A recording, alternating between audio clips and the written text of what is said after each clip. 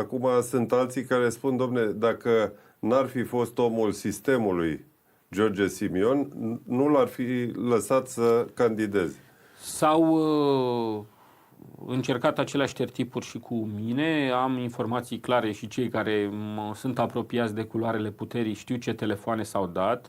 Inclusiv s-a sunat în ultima clipă la acești arendași, nici nu știu cum să le zic, la acești executanți de la București și li s-a spus să facă cumva, să permită revenirea la turul 2 sau candidatura lui Călin Georgescu și dacă nu, măcar să se permită celor doi candidați, dacă nu se mai poate, nu mai există termene, să permită celor doi candidați să fie admiși, că nu pot continua ca în Iran, unde există ayatollahii care spun ăsta poate candida, ăsta nu poate candida. CCR-ul asta a devenit între timp. Da. Un consiliu al ayatollahilor. Din păcate.